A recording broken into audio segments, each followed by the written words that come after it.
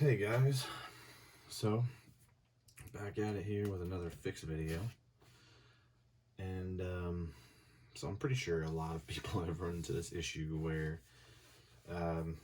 you're trimming and you come in contact with your cord. This cord actually has gotten hit twice, so I'm actually going to make a video showing you how to fix this. Now, I've seen a lot of videos on YouTube on how to fix extension cords, and I'm not saying they're doing it wrong, I just do it differently. I've seen a lot of videos where they use these wire nuts here, and as you can see here, so this one's just gonna have two cords, it doesn't have a ground on it. But as you can see here, can you imagine having two of these, or I mean still two of these on there? I just personally don't like that. So first things first, I like to cut the ends off here that are damaged. As you can see here, this one's damaged, so we're just gonna cut that end off and then cut this end off. We don't want that. We want new. Alright, so now that we got those cut, what I like to do here is you want to get this orange piece off. You don't want to get the white and black wires. You don't want to strip those. You just want to strip this. So what I'm going to do here is I'm going to go about 2 inches out. I'm going to push firmly, not too hard, and just roll the wire, okay? And once I feel like I got around the whole wire, then I'm just kind of bend it back here, and you can see that it's a little cut. You got a little spot here that's not completely cut, just kind of go over it lightly, bend, and then it's going to snap that, okay? And then that spot I really didn't get, so go over it again, bend it, and just, again, now this is, you don't have to push hard, you just lightly go over it, and it will snap it. There you go, and now you can pull it off. There you go, there's your white and black. Alright, now we have our wires exposed. So what I've seen videos on is people like to just strip the wires and then make your connections here. I don't like them close to each other like that. These sometimes tend to rip through the heat shrinking. Like one strand can pop out of it, and if that happens on both sides, then you're gonna have a short. So instead, I like to stagger my cuts here. So this is just a 2-prong.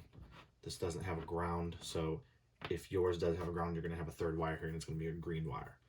So this still works out for them either way, or from each other. So like this one, I'll cut the black off on that side, and then you're going to want to do the same length on the other side for the white one. There you go. So now you have about the same length. And the reason why you want to do that is because when you put these together, if one side is longer than the other, what will happen is you can have a buckle in it, and then it just won't be straight. I mean, it won't really cause a lot of issues. It's just me with my OCD when it comes to that. So now you're going to want to get your string tubing. I've already put mine on here. This one is going to go across both of the connections on the cord, okay?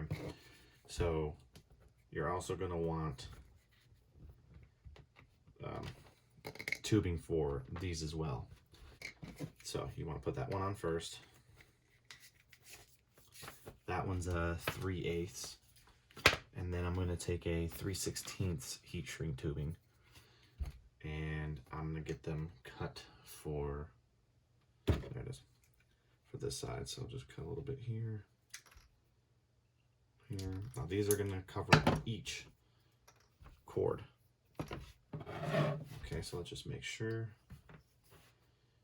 Okay, so we're good. We can put those aside for right now, and then we can actually start stripping these wires.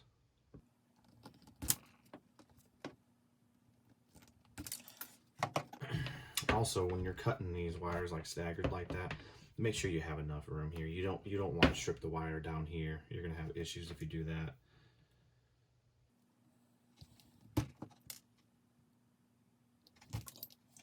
Okay.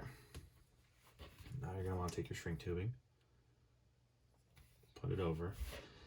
Another tip: make sure that your heat shrink is a good ways away from where you're going to be soldering, because once you get that hot soldered iron near here, it's going to start shrinking you. So you want to get it away from it as much as possible so you don't shrink it prematurely.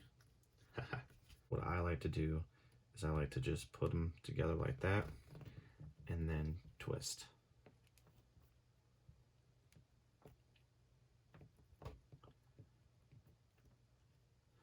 So once that solder gets between these strands, it's going to be a nice, strong solder connection. There we go, nice strong connection. I couldn't spit that out for some reason. So you're going to see me struggle here for a little bit, and this is because this is actually a wood burner. I couldn't find my soldering iron, but this I have done solders with this before. It's just a little bit more trickier. It doesn't get as hot. And there's a dial on here where you can turn it down or up, and it moves very easily. So I taped that on there. So if I struggle a little bit, that's why. Also because I'm not a professional. So I'm just going to heat this up a little bit here. Again, watch your shrink tubing. If you start seeing it shrink a little bit, then stop. So like I said, once you get this solder on there, you ain't getting this off. Okay. So again, not a perfect solder, but it is on there. All right.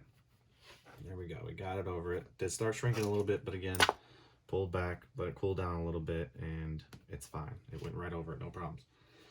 So I do have a torch here that I can heat this up with, but I don't have any more butane. So a lighter is perfectly fine. That will work. Now you're going to want to go over it. Be very careful because you don't want to sit in one spot. You can melt this. You can burn it. We're not trying to melt it. We're not trying to burn it. We're just trying to shrink it, which I guess that is kind of melting, isn't it? But you know what I mean. So just lightly go over it. You'll see it start shrinking, pulling itself over that. There we go. And that's it. So now once that cools down, it's going to be a nice tight bond, and you shouldn't have any issues there. So let's go to the next side now. Oh, oof. I almost forgot. We're going to put our shrink tubing over this side too. All right. Let's get this side in there now.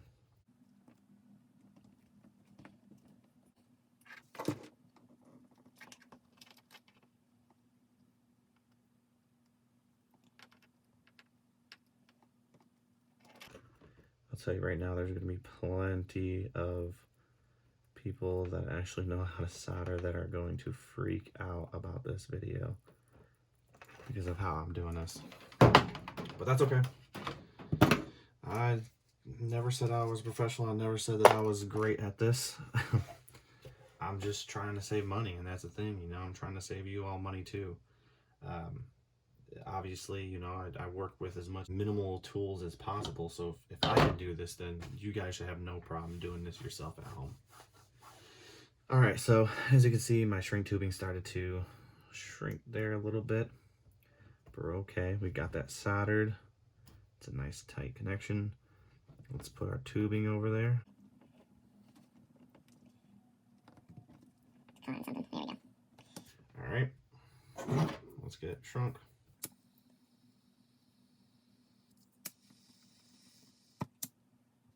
There we go.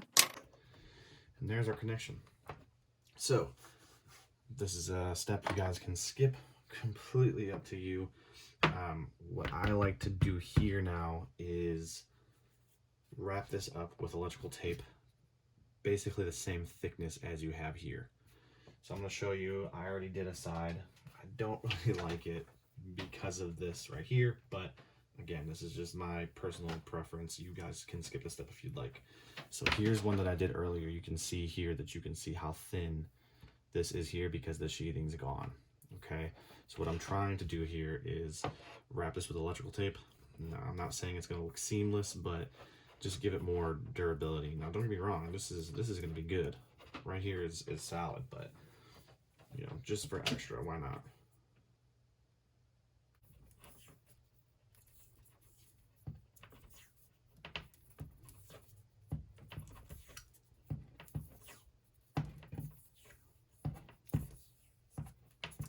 Okay. There we go. All right, so now we're going to take our heat shrink that we slipped over earlier and slip that over. Go ahead and let's shrink this part now.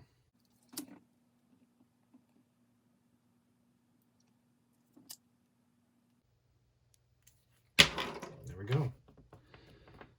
So now everything's fixed. This cord should work. I'm going to test it out here, but to show you a side by side of not putting electrical tape in compared to putting electrical tape in, again, this should be fine, but you know, this just gives me more durability here. So let's see, I'm gonna just show you guys using this. Now this is probably gonna tell me there's a open ground. That's gonna show one light in the middle here, this one, so I'm gonna have to use a little converter here. Let's see if it works. Yep. So there we go. You got the one in the middle, which is just saying there's an open ground because there is no ground in this one, which means everything else works. So guys, I am no professional at all, and I'm just trying to save everybody else some money. So do this at your own risk. If you do try this and anything goes wrong, I'm not held responsible for it. But I really hope this helps somebody out. So, y'all have a good one.